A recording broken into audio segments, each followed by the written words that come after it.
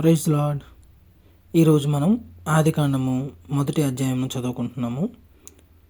ఆదికాండము మొదటి అధ్యాయము మొదటి వచనము. ఆది అందు దేవుడు భూమి ఆకాశమును సృజించెను. భూమి నిరాకారముగాను శూన్యముగాను ఉండెను. చీకటి అగాధ జలములపైన కమ్మి ఉండెను. దేవుని ఆత్మ జలములపైన అల్లాడుచుండెను. దేవుడు వెలుగు కమ్మని పలుకగా వెలుగు కలిగెను. వెలుగు మంచిదైనట్టు దేవుడు చూచెను. దేవుడు వెలుగును చీకటిని వేరుపరచెను. దేవుడు వెలుగునకు పగలనియు చీకటికి రాత్రి అనియు పేరు పెట్టెను. అస్తమయమును ఉదయమును కలుగగా ఒక దినమాయెను. మరియు దేవుడు జలముల మధ్య ఒక విశాలము కలిగి ఆ జలములను ఈ జలములను వేరుపరచును గాకని పలికెను. దేవుడు ఆ విశాలము చేసి విశాలము క్రింది జలములను విశాలము మీది జలములను వేరుపరపగా ఆ ప్రకారము ఆయను. దేవుడు ఆ విశాలములకు ఆకాశమని పేరు పెట్టెను. అస్తమయమును ఉదయమును కలుగగా రెండవ దినమాయెను. దేవుడు ఆకాశము క్రిందనున్న జలములు ఒకచోటనే కూర్చబడి ఆరిన నేల కనబడునుగాక అని పలుకగా ఆ ప్రకారమాయెను. దేవుడు ఆరిన నేలకు భూమి అని పేరు పెట్టెను. జలరాశికి ఆయన సముద్రములని పేరు పెట్టెను. అది మంచిదని దేవుడు చూచెను. దేవుడు గడ్డిని విత్తనములిచ్చు చెట్లను భూమి మీద తమ తమ జాతి ప్రకారము తమలో విత్తనములు గల ఫలమిచ్చు ఫలవృక్షములను భూమి మొలిపించును గాకని పలుకగా ఆ ప్రకారమాయెను.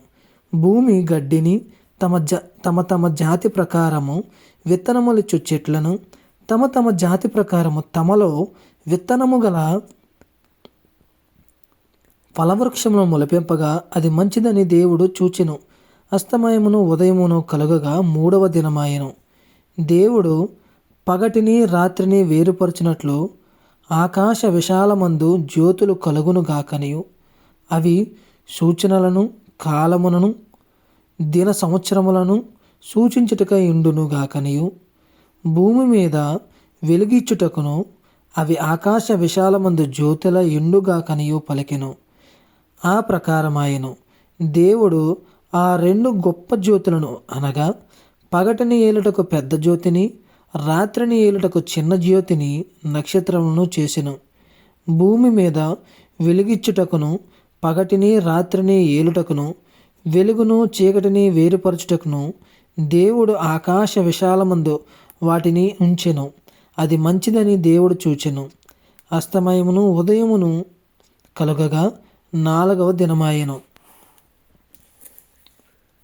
దేవుడు జీవము కలిగి చలించు వాటిని జలములు సమృద్ధిగా పుట్టించునుగాక నీయు పక్షులు భూమిపైని ఆకాశ విశాలములో ఎగురునుగాకనియు పలికెను. దేవుడు జలములలో వాటి వాటి జాతి ప్రకారము జలములు సమృద్ధిగా పుట్టించిన మహామత్స్యములను జీవము కలిగి చలించు వాటినన్నిటినీ దాని దాని జాతి ప్రకారము రెక్కలు గల ప్రతి పక్షిని సృజించెను. అది మంచిదని దేవుడు చూచెను. దేవుడు మీరు ఫలించి అభివృద్ధి పొంది సముద్ర జలములలో నిండి ఉండుడనియు పక్షులు భూమి మీద విస్తరించును గాకనియు వాటిని ఆశీర్వదించెను. అస్తమయమును ఉదయమును కలుగగా ఐదవ దినమాయెను. దేవుడు వాటి వాటి జాతి ప్రకారము జీవము గల వాటిని అనగా వాటి వాటి జాతి ప్రకారము పశువులను పురుగులను అడవి జంతువులను భూమి పుట్టించునుగాకనియు పలికెను. ఆ ప్రకారమాయెను. దేవుడు ఆయా జాతుల ప్రకారము అడవి జంతువులను ఆయా జాతుల ప్రకారము పశువులను ఆయా జాతుల ప్రకారము నేలను ప్రాకు ప్రతి పురుగును చేసెను. అది మంచిదని దేవుడు చూచెను.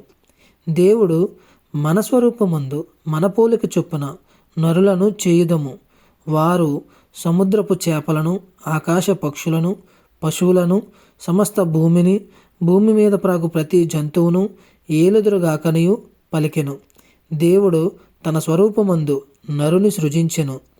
దేవుని స్వరూపమందు వాని సృజించెను. స్త్రీనిగాను పురుషునిగాను వారిని సృజించెను. దేవుడు వారిని ఆశీర్వదించెను. ఎట్లనగా మీరు ఫలించి అభివృద్ధి పొంది విస్తరించి భూమిని నిండించి దానిని లోపరుచుకొనుడి. సముద్రపు చేపలను, ఆకాశ పక్షులను, భూమి మీద ప్రాకు ప్రతి జీవిని ఏలుడని దేవుడు వారితో చెప్పెను. దేవుడు, ఇదిగో, భూమి మీదనున్న విత్తనములిచ్చు ప్రతి చెట్టును, విత్తనములిచ్చు వృక్ష ఫలములు గల ప్రతి వృక్షమును మీకిచ్చి ఉన్నాను. అవి మీకు ఆహారమగును. భూమి మీద నుండి జంతువులన్నిటికీ, ఆకాశ పక్షులన్నిటికీ, భూమి మీద ప్రాకు సమస్త జీవులకును పచ్చని చెట్లన్నీ ఆహారమగునని పలికెను. ఆ ప్రకారమాయను. దేవుడు తాను చేసినది యావత్తును చూచినప్పుడు అది చాలా మంచిదిగా నుండెను. అస్తమయమును ఉదయమును కలుగగా 6వ దినమాయెను.